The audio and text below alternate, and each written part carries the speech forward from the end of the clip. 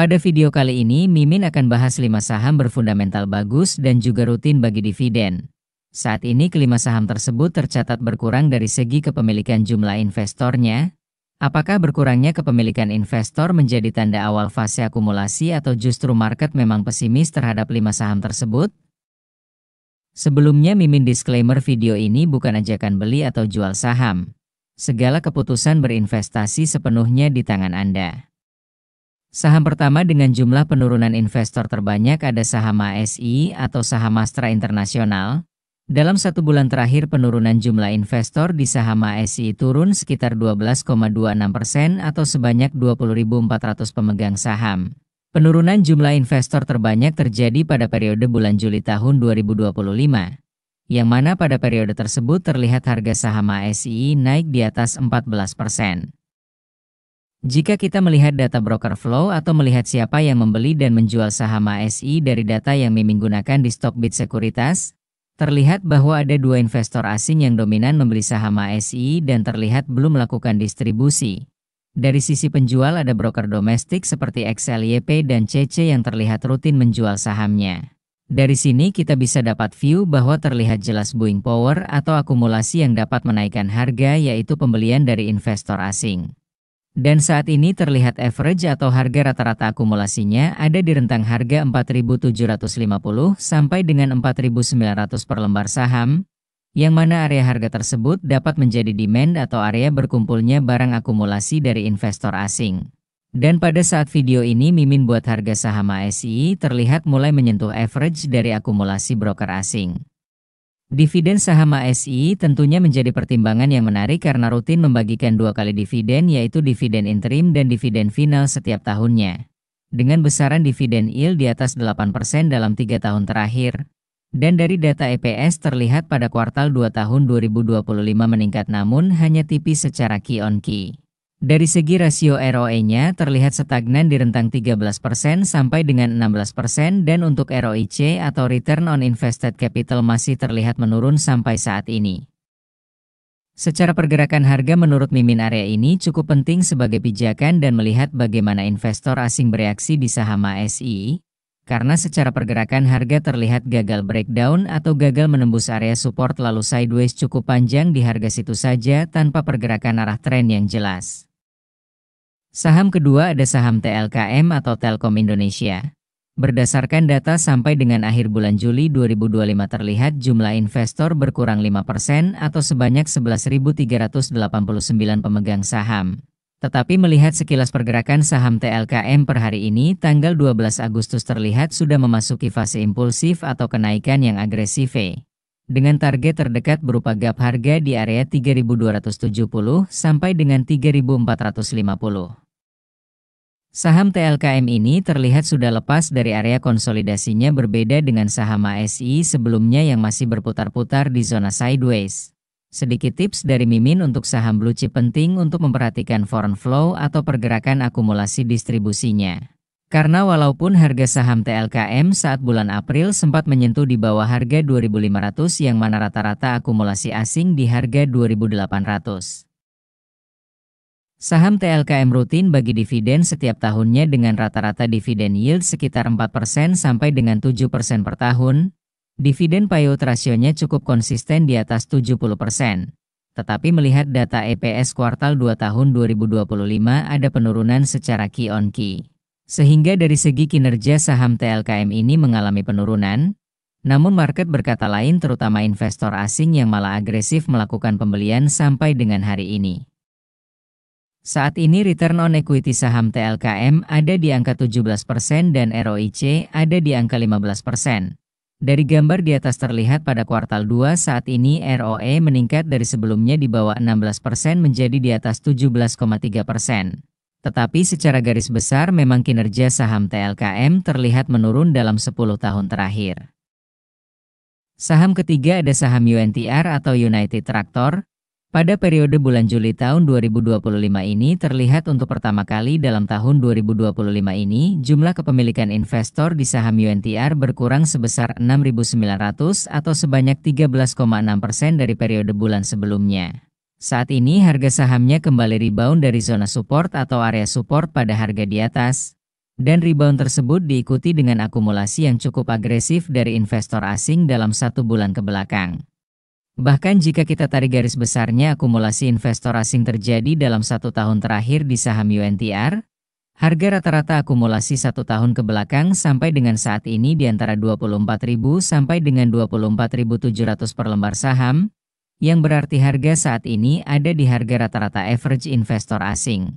Jika terjadi koreksi dalam beberapa minggu ke depan tetapi asing terlihat masih mengakumulasi, dapat cukup menarik untuk diperhatikan. Saham UNTR merupakan bagian dari Astra Group yang dikenal konsisten dalam membagikan dividen sebanyak 2 kali dalam 1 periode kinerja laba bersih. Rata-rata dividen yield-nya ada di atas 9% setiap tahunnya. Bahkan pada periode tahun 2022 membagikan dividen jumbo dengan payout rasio di atas 100%. Untuk dividen tahun 2025 terlihat ada penurunan dari EPS kuartal 1 tahun 2025. Namun pada kuartal 2 penurunannya menipis dan kinerja mulai membaik. Jika kita lihat rasio ROE saat ini ada di angka 18,9% yang mana meningkat tipis dari sebelumnya ROE sebesar 18,6%. Dan untuk ROIC saat ini ada di angka 16,5%. Dari gambar di atas kita lihat secara garis besar 10 tahun terakhir kinerja saham UNTR terlihat meningkat walaupun tentunya ada penurunan kinerja pada tahun 2020 dan tahun 2024 sampai saat ini. Tetapi secara garis besar masih nampak ada growth di saham UNTR. Selanjutnya ada saham BBRI yang mana pada periode bulan Juli tahun 2025 tercatat ada penurunan jumlah investor sebanyak 4.450 atau sekitar 0,66%. Penurunan jumlah investor terbanyaknya terjadi pada periode bulan Mei tahun 2025 yang mana pada saat itu harga saham BBRI sempat naik namun turun kembali. Dan terlihat pada pola saat ini harga saham BBRI kembali naik cukup agresif bahkan dalam 1 hari naik 6%. Cukup terlihat jelas buying power saat ini menopang kenaikan harga. Dan kenaikan tersebut ditopang oleh akumulasi investor asing dalam 1 bulan terakhir di harga average 3.830 per lembar saham sampai dengan 3.890 per lembar. Jikalau kenaikan saat ini masih juga gagal menembus area resistennya, maka opportunity ke depannya dapat dipertimbangkan karena di saat asing kembali melakukan distribusi namun harga tidak berhasil breakdown support atau tidak berhasil menurunkan harga lebih jauh, disitulah demand akan berkumpul. Analoginya di saat volume penjualan besar namun tidak berhasil menembus area demand atau pembelian yang besar, maka secara garis besar area tersebut menjadi area jenuh jual. Saham BBRI rutin bagi dividen 2 kali dalam 1 tahun periode laba bersih. Rata-rata dividen yield-nya sekitar 5% sampai dengan 9% per tahunnya. Melihat data EPS saat ini tercatat saham BBRI sudah 3 kuartal kinerjanya menurun. Namun ini adalah saham BBRI yang merupakan penghasil dividen cash flow besar bagi Danantara. Saat ini return on equity ada di angka 17,9% dan return on invested capitalnya di angka 18,3%. Secara data pada gambar di atas penurunan kinerja yang tercermin dari ROE dan ROIC saham BBRI tidak nampak turun signifikan. Tetapi penurunan yang terjadi pada tahun 2024 sampai saat ini memang didorong oleh aksi distribusi yang cukup masif dari investor asing yang memegang barang atau saham terbanyak di BBRI. Ibarat kata kita harus mengikuti keinginan tuan rumah yang memegang lot saham terbanyak. Terakhir ada saham dari sektor consumer yaitu saham Indofood atau saham INDF. Pada periode bulan Juli tahun 2025 jumlah investor pemegang sahamnya berkurang sebanyak 1.247 atau sekitar 3,6%. Berkurangnya jumlah pemegang saham tersebut telah terjadi sejak bulan April 2025. Melihat harga sahamnya saat ini dalam 5 tahun terakhir memang nampang sudah cukup tinggi dan wajar jika terjadi koreksi atau penurunan. Kenaikan tersebut tentunya ditopang oleh inflow yang konsisten dari investor asing. Dan jika kita tarik data akumulasi dari tahun 2024 average harga rata-rata asing ada di harga 7.200 sampai dengan 7.400 per lembar, yang berarti harga saat ini sudah jauh di atas semua rata-rata akumulasi investor asing. Sehingga jika terjadi koreksi atau penurunan mencapai area harga rata-rata asing dan bahkan di bawah rata-rata harga 7.300 namun outflow yang tercatat masih kecil, maka bisa menjadi peluang koreksi yang cukup menarik, dengan catatan distribusi yang terjadi belum besar jumlahnya. Saham INDF rutin membagikan dividen setiap tahunnya. Jika mengacu pada harga saat ini memang secara yield saham ini tidak besar atau di bawah 5% dividen yield-nya, dan melihat data EPS tahun 2025 pada 2 kuartal terakhir nampak ada growth atau pertumbuhan secara Q on Q. Saat ini ROE saham INDF ada di angka 15,6% dan ROIC ada di angka 9,6%. Secara pertumbuhannya memang tidak terlihat growth yang signifikan, makanya saham ini sering disebut saham defensif. Karena secara kinerjanya pun terlihat defensif dengan kenaikan dan penurunan kinerja yang tidak terpaut jauh. Dan secara pergerakan harga sahamnya sampai saat ini selalu ditopang oleh flow dari dana investor asing.